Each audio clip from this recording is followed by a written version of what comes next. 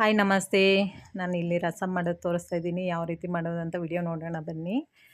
ನಾನು ಇಲ್ಲಿ ಜೀರಿಗೆ, ಮೆಣಸು, ಬೆಳ್ಳುಳ್ಳಿ ಕುಟ್ಟಿಟ್ಕೊತಾ ಇದ್ದೀನಿ. ಅದೇ ರೀತಿ ಒಂದು ಪಾತ್ರೆನ ಸ್ಟವ್ ಮೇಲೆ ಇಟ್ಕೊಂಡು ಸ್ವಲ್ಪ ಎಣ್ಣೆ ಹಾಕ್ಕೊಂಡು ಸಾಸಿವೆ, ಕರಿಬೇವಿನ ಸೊಪ್ಪು, ಸ್ವಲ್ಪ ಮೆಣಸಿನ್ಕಾಯಿ ಹಾಕಿ ಹುರಿತಾ ಇದ್ದೀನಿ. ಮತ್ತು ಅದ್ರ ಜೊತೆಗೆ ಕುಟ್ಟಿಟ್ಟಿರುವಂಥ ಬೆಳ್ಳುಳ್ಳಿ, ಜೀರಿಗೆ, ಮೆಣಸು ಹಾಕ್ಕೊಂಡು ಸ್ವಲ್ಪ ಬಾಡಿಸ್ಕೊಂಬಿಟ್ಟು ಮತ್ತು ಟೊಮೆಟೊ ಒಂದೆರಡು ಟೊಮೆಟೊ ತೊಗೊಂಡಿದ್ದೀನಿ. ಆ 2 ಟೊಮೆಟೊನೂ ನೀಟಾಗಿ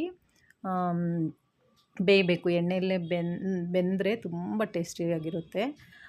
ಅದ್ರ ಜೊತೆಗೆ ನಾನಿಲ್ಲಿ ಸ್ವಲ್ಪ ಅರಿಶಿಣ ಮತ್ತು ಧನಿಯಾ ಪೌಡ್ರು ಇಲ್ಲಿ ಸ್ಪೆಷಲ್ಲು.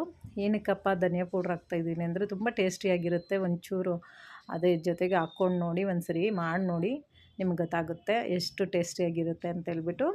ಆಮೇಲೆ ಹುಣ್ಸೆಹಣ್ಣು ತೊಗೊಂಡು ಕಿವುಚಿ ನೀಟಾಗಿ ಆ ರಸನ ಹಾಕ್ತಾಯಿದ್ದೀನಿ.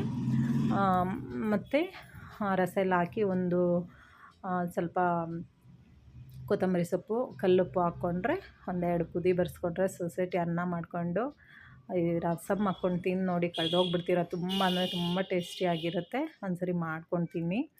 ಆಮೇಲೆ ತುಂಬ ಜನ ವೀಡಿಯೋಸ್ ನೋಡ್ತಾ ಇದ್ದೀರಾ. ವೀಡಿಯೋನ ಲೈಕ್ ಮಾಡಿ ಮತ್ತು ನನ್ನ ಚಾನಲ್ನ ಫಾಲೋ ಮಾಡ್ಕೊಳ್ಳಿ. Thank you.